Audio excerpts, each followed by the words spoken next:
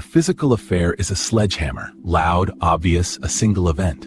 An emotional affair is termites, silent, steady, eating the frame. Drift plus secrecy equals investment elsewhere. And investment elsewhere starves home. Look for this. Phone face down, just a friend. Who gets the first share of wins and worries, inside jokes you're not in on, late night dopamine pings. The body stays home, but the bond moves out. That's why it lingers. Men, which cuts deeper, a one-night physical slip or a months-long emotional bond that never touched? Here's the taboo truth. One can replace you without laying a finger. Watch closely. The signs are quiet, and that's why they devastate. Men, here's the part nobody tells you. Emotional affairs often hurt more than physical ones because they replace you without touching you. They siphon the intimacy that made your relationship feel like home. The first call, the private jokes, the soft landing at the end of the day. A physical mistake is a sledgehammer, loud, shocking. An emotional affair is termites, quiet, constant, and it eats the frame. We're discussing behaviors in unhealthy dynamics, not generalizing to everyone. Use this to spot patterns, set boundaries, and choose healthy relationships. Listen. If you misread which wound you're dealing with, you reach for the wrong tool. You'll police bodies when the real problem is loyalty and secrecy, or you'll ignore overt betrayal because they didn't catch feelings. Both choices cost you time, self-respect, and often the relationship. The payoff for getting this right is clean. You know what you're repairing, or what you're done tolerating. Here's the mechanism in 2 lines. Drifting plus secrecy equals investment elsewhere. Investment elsewhere equals scarcity at home, which creates frustration and justification loops that spiral into either an emotional affair that deepens or a physical line that eventually gets crossed. Notice what quietly flips here. With emotional affairs, your partner doesn't feel stolen. They feel chosen by someone new. That's why the pain lingers. It's not just they did a thing, it's they built a world and left you out. You see it in small scenes. The phone is now face down. There's a new inside joke you're not in on, and a new laugh you rarely hear. They vent about you to a friend, then say they're getting support. It sounds harmless because there's no contact you can point to and say, that was it. But you feel the home in their eyes go dim around you. They say, we're just close. He understands me. Could mean, I've redirected intimacy and I'm minimizing it. Verify by. Ask who gets their first share, who they text during highs and lows, and whether topics about your relationship live outside the relationship. Respond with, I want our relationship to be where we invest first. If that's not happening, we need to reset or be honest. Here's where most men get blindsided. When it's physical, the mind jumps to images. It's visceral. But physical affairs, especially one-offs, often carry immediate guilt and an urge to confess or overcompensate. They risk the body, then scramble to repair. Emotional affairs reward with connection, novelty, and constant microdopamine, so the person rationalizes and escalates. It feels safe because it's not overt, until it is. Micro Story 1. Marco, 31, engaged, noticed his fiancée texting a colleague late at night. Just memes, she said. He waited, watched the vibe at dinner shrink, and saw she now shared wins with that colleague first. He didn't accuse. He said, I'm feeling shut out of the center of your life. I won't do a triangle. If we're partners, our conversations come home. She paused the friendship. They rebuilt communication and kept the wedding date. The key wasn't surveillance. It was a standard stated calmly.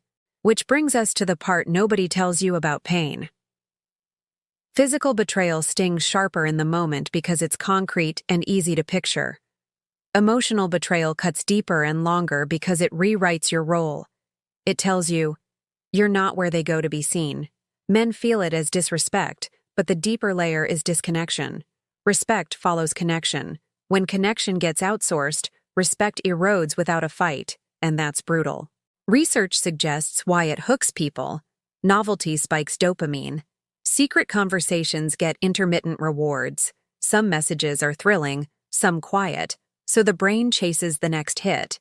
Compartmentalization makes it feel not that bad, because there's no obvious line crossed. Projection often shows up too. Your being controlling becomes a way to defend a secret that actually needs a boundary. They say, "You're overreacting. We never even touched." Could mean, "I want you to grade the behavior by physical contact, not by emotional impact. Verify by." Ask for an honesty reset. Timelines, frequency, emotional topics, and whether there's romantic tone or dependency.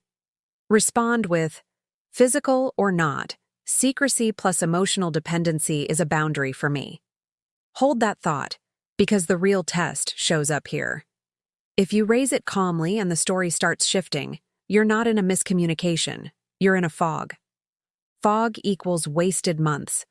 Fog equals you becoming the police, which ruins attraction and still doesn't fix trust. On the other hand, physical affairs come with their own pattern. Sudden change in logistics, a weirdly generous mood, then a crash, a detached intimacy rhythm that feels mechanical or avoidant. When confronted, there's either a full confession or a fragmented, "it just happened" story. It's an event, and events can be bracketed, investigated, and remediated, or decisively ended. Here's where most men get blindsided in the opposite way. They think emotional affairs are less bad because there's no explicit line, but the slow withdrawal and compartmentalized life rewires the bond. You end up in a house that looks the same from the street, but the rooms don't echo like they used to.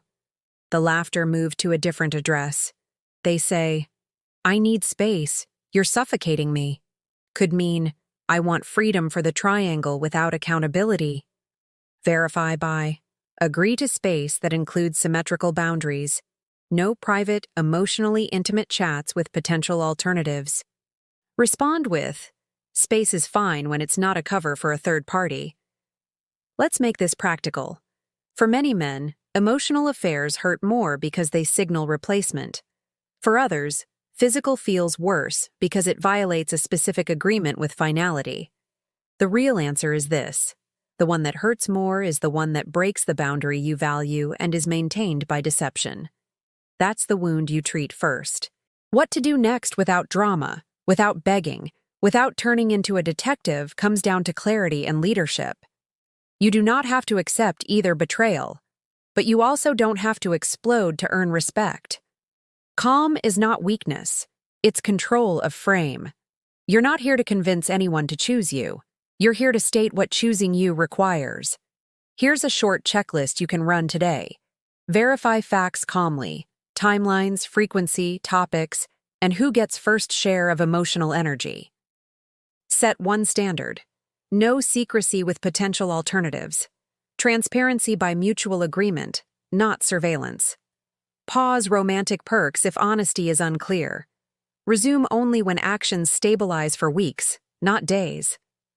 Create an exit plan you can execute if the fog continues. Living logistics, finances, social. Take care of your body and schedule. Sleep, train, and keep commitments to avoid rumination. Boundary scripts you can copy-paste when the moment comes. I don't chase or police. I ask direct questions once, then align my actions with the clarity I get. If the story keeps changing, I'll pause intimacy and logistics until we're honest again. I prefer clarity over confusion. I build with people who invest here first. If that isn't you right now, I won't compete with a third party. Micro story 2. Jay, 42, married 12 years, discovered a one-time physical slip after a business trip. It was disclosed with details and remorse. He took 48 hours away from the house to breathe and plan. He set a recovery protocol.